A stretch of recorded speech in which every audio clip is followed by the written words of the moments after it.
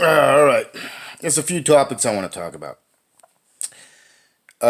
So Mehdi Hassan, uh, David Packman, Kyle Kalinsky, Nico House.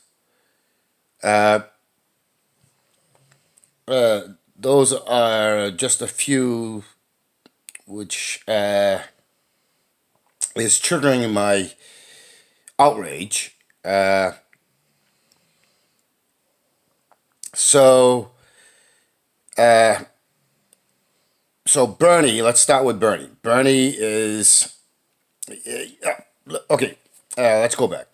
So during the beginning of the 2020 uh, campaign, uh, I was pro Bernie, and this is because of the work that he had done in 2016, and so I was pro Bernie. But then Bernie started doing some stuff. He kept on. I noticed this. I noticed this constant. Calling Democrats and even mentioning Republicans and calling them colleagues and friends and so on and so forth. I started seeing this as well as some other. I don't want to call them gaffes. Other mistakes he was making, and then. Then I started, and I was also becoming aware of Tulsi, and I went from being pro Bernie to Tulsi, and I donated to Tulsi. Uh, I think once or twice. Uh, but then Tulsi did some stuff that really got under my skin, and but I didn't toss her out. Uh, I placed her. I placed Bernie back in at the top, and Tulsi as a second. And so I started donating to Bernie. Now I can't really afford to be donating money, and I actually think, and it goes against my rationale or my logic, as well as my outrage that that people who are running for representative positions uh, should have to have money in order to run. That's just insanely illogical. And so I've done videos on that before, but that's besides the point. Uh, then Bernie started doing, uh, you know, then Bernie started not only doing that the whole Flynn thing, but he also started changing up as calling Trump an existential threat and the most dangerous president in all of history, and so on and so forth. That turned me off even more. His constant allowing those propaganda seditionist traitors in the media to browbeat and vilify, that was also getting to me. And so like, so when it came really close, and I had planned on voting in April 11th in the Pennsylvania primary, and I I held back my my feelings that Bernie isn't genuine, and within like it was like 4 or 5 days before.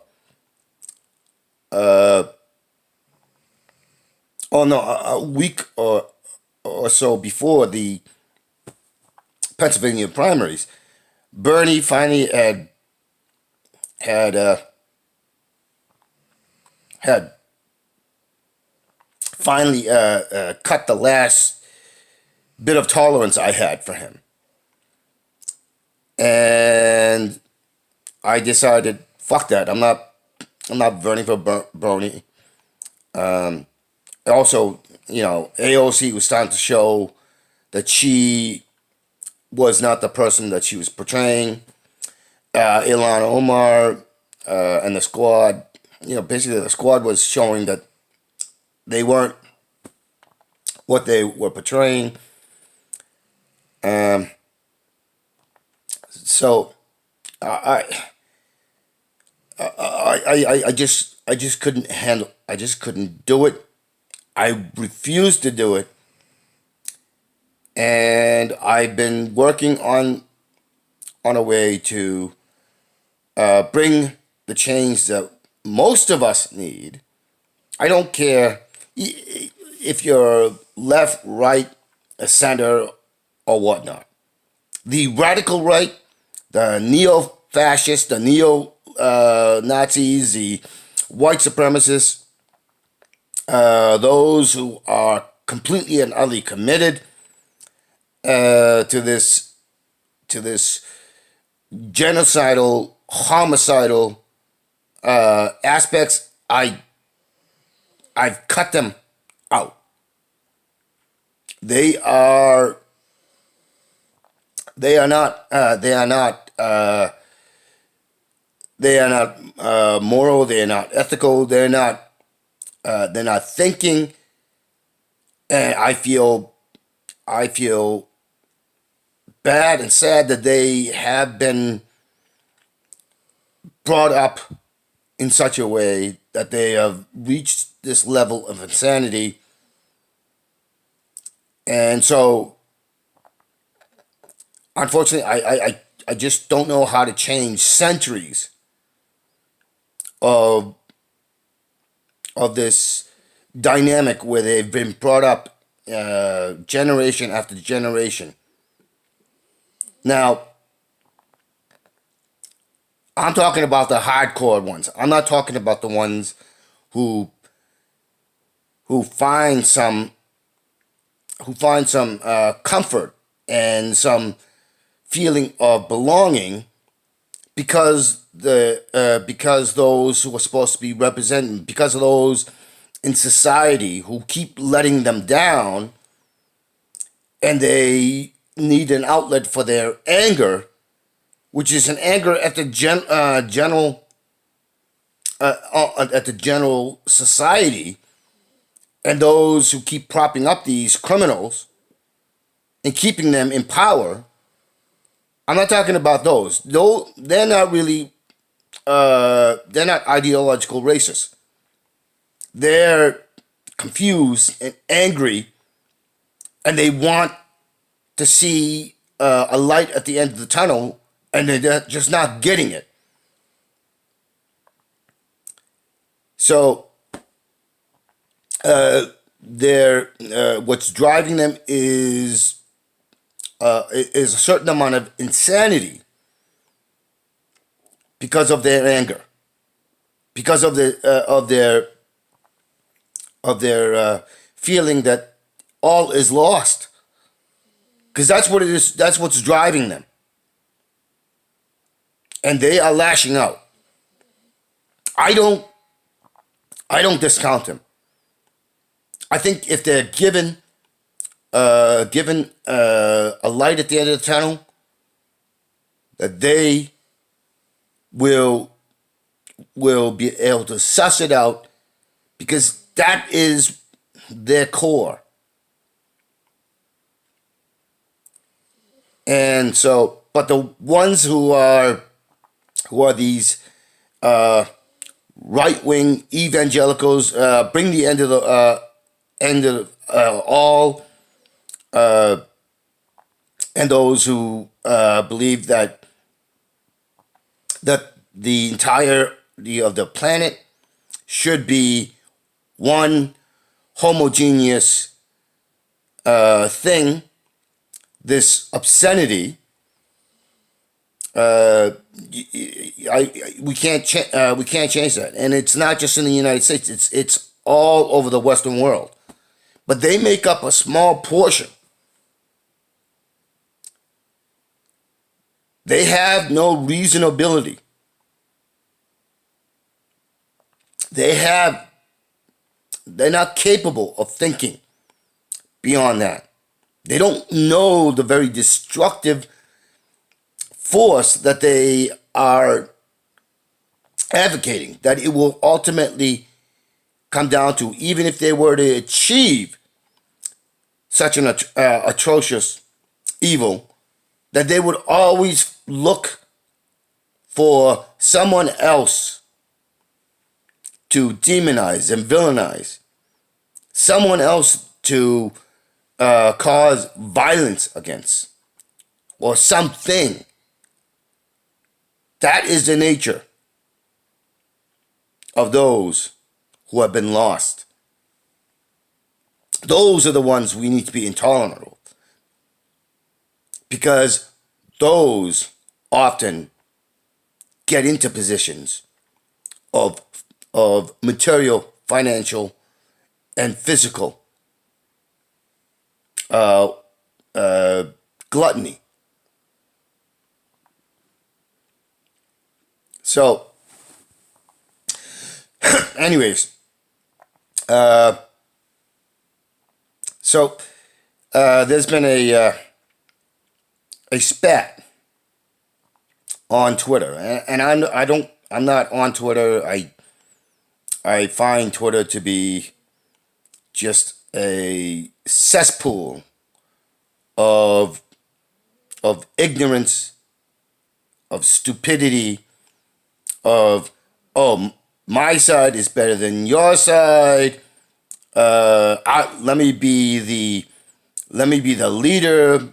And I've made videos on this. We don't need leaders. We should all aspire to be the leaders. We should all aspire to come together and lead. So, anyways, Mehdi Hassan, he's in the Intercept, he's on Al Jazeera, he's on this, he's on that, he's brought on to this, he's brought on to that. You know, Mehdi talks good game on a lot of things, but he also is a bigoted, non-intellectual.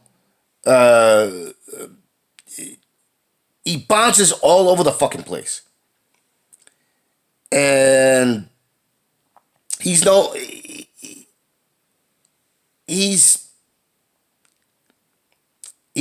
a complete not a fool, and I keep track of him, and I don't, and you know, he makes some good points, but he makes a lot of shitty points, and he doesn't actually fight back on a lot of the so-called guests that he interviews.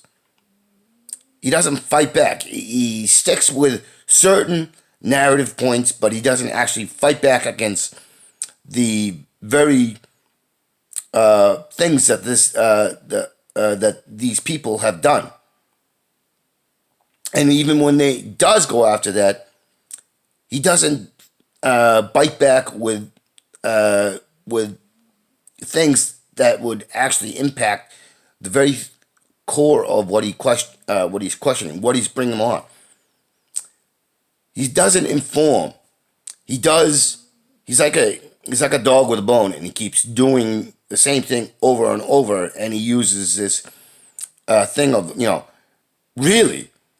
So you don't think so? Like, he's going for brownie points. That's it.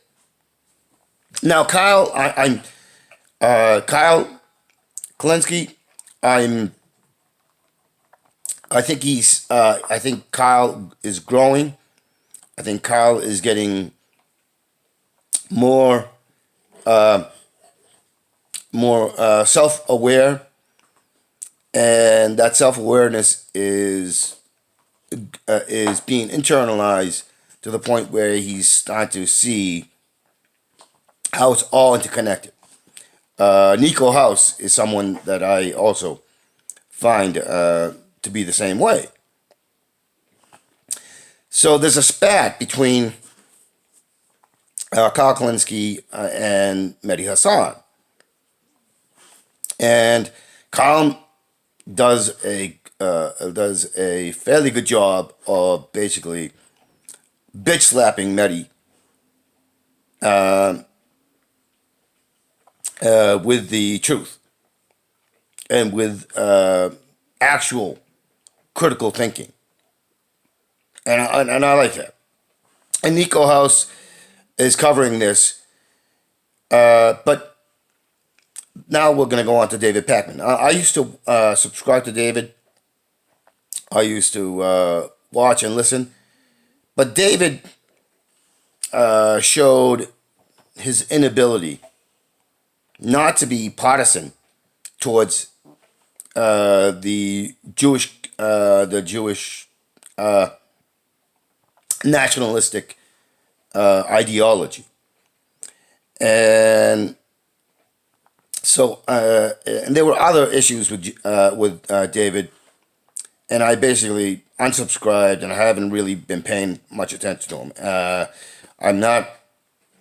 I used to have some respect for David. I have absolutely no respect for David. I have complete and utter contempt for David. And this recent spat where David actually jumped in with Kyle Kalinsky and Mehdi Hassan is one of the main reasons that I basically kicked him to the curb, is that David doesn't understand that the Israeli government, a bunch of fucking criminals who are endangering the very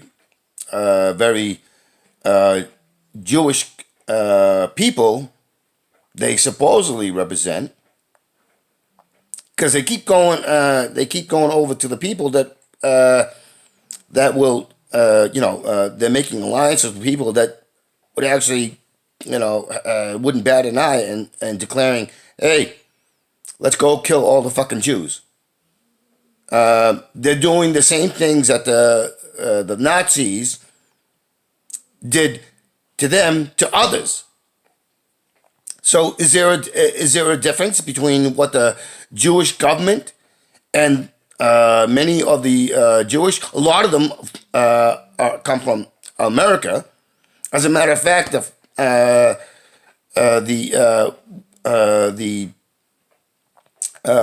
the president or prime minister, whatever the fuck they want to title it, he's an American Jew that went to Israel, and is the as well as the Benny Gantz, the other guy. It's like there's a complete and utter disconnect. So David Packman makes this completely insane argument on Twitter that he would go for David Duke if the choices were David Duke and Richard Spencer. Just seeming not to be able to make this connection that David Duke was a grand dragon or grand wizard of the KKK. And the KKK is nothing more than the American version of the Nazis.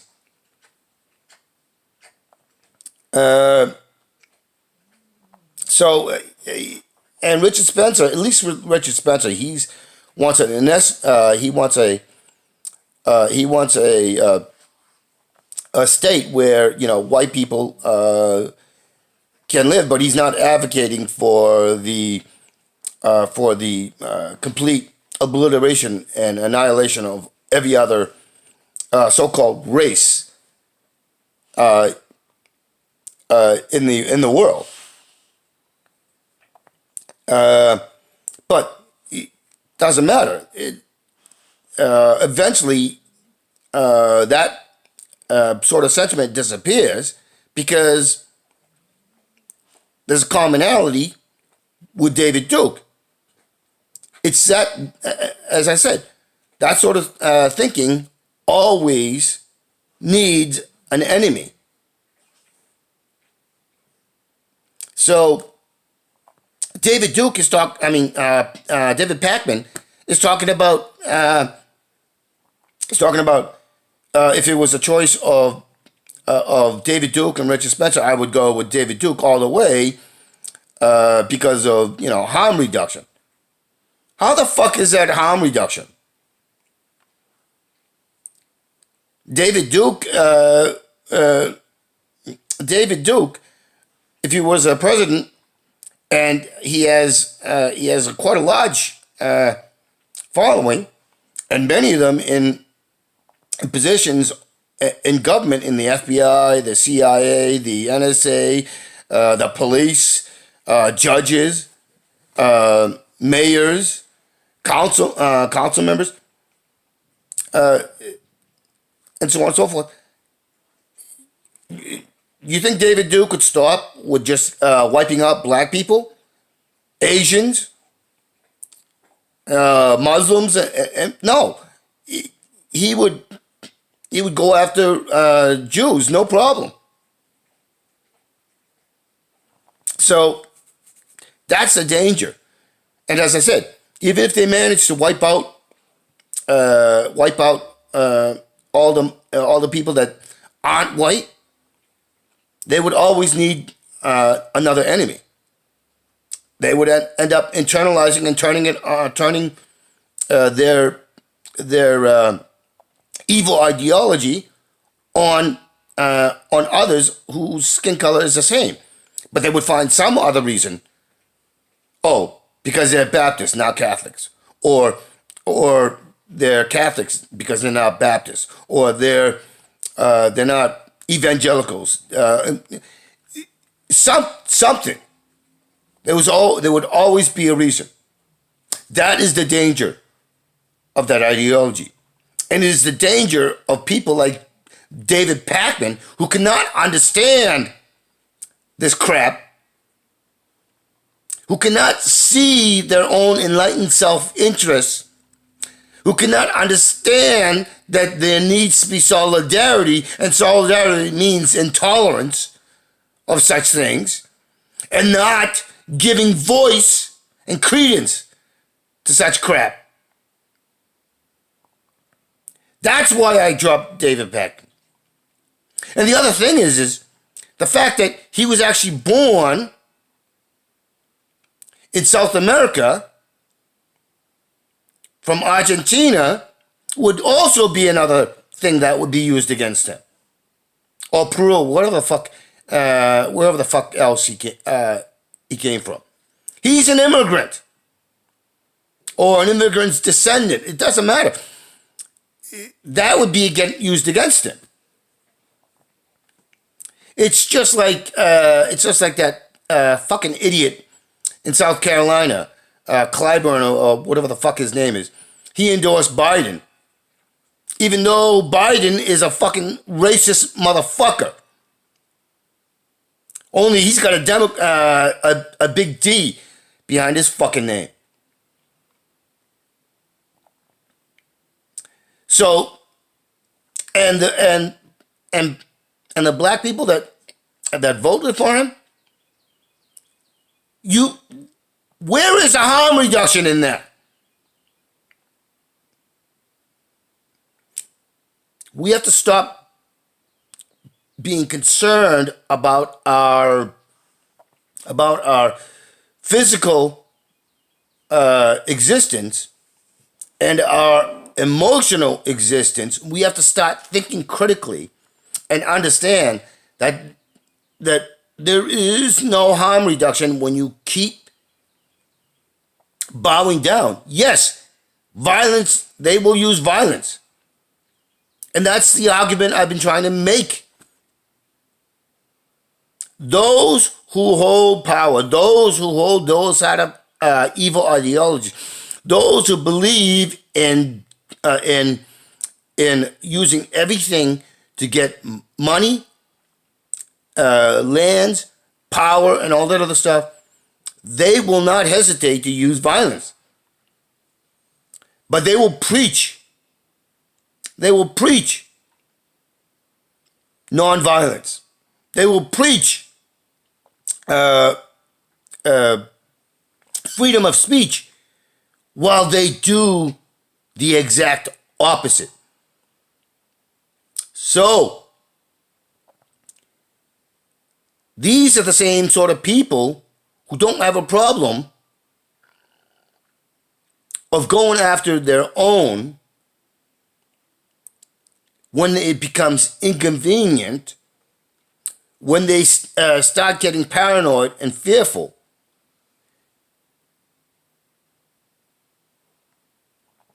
They have no loyalty.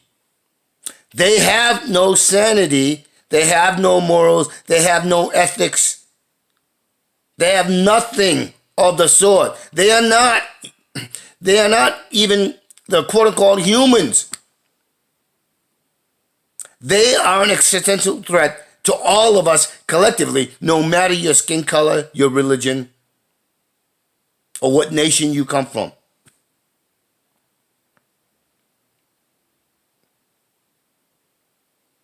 It goes for those who rule in China.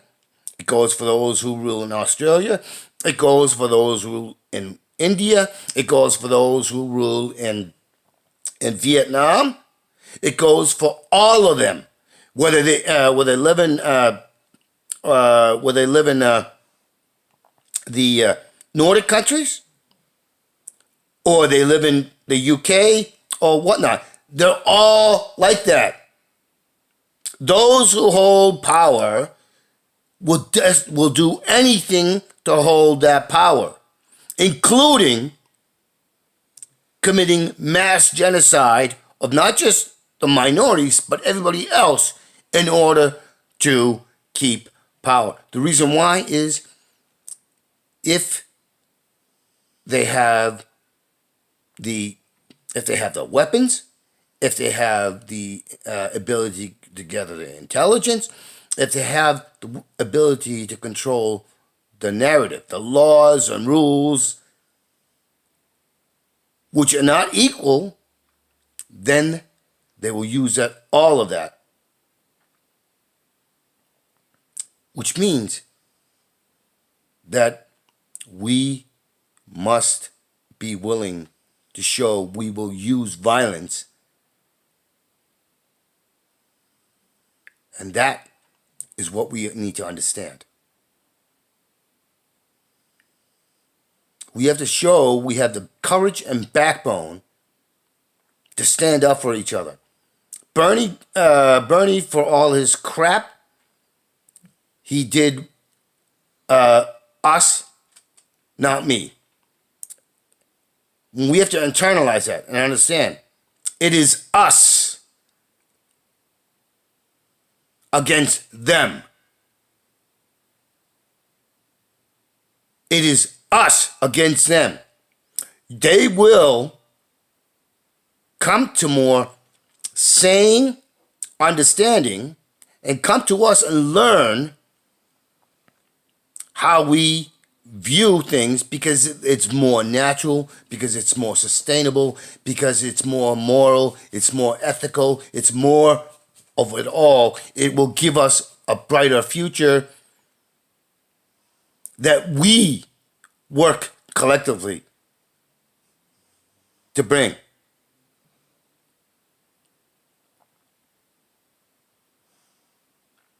that.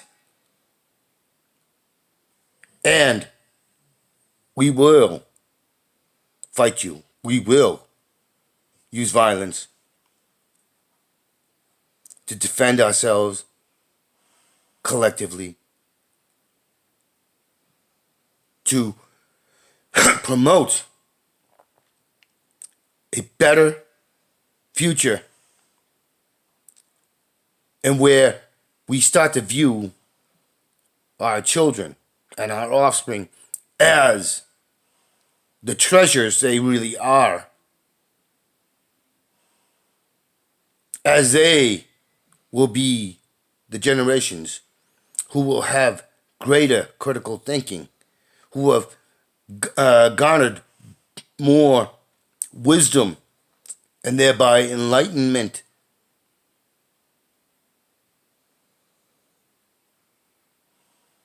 Where we are not using our children and our youth as fodder to fight insane wars or conflicts of aggression. That is one of the first steps we need to take. All right, thank you.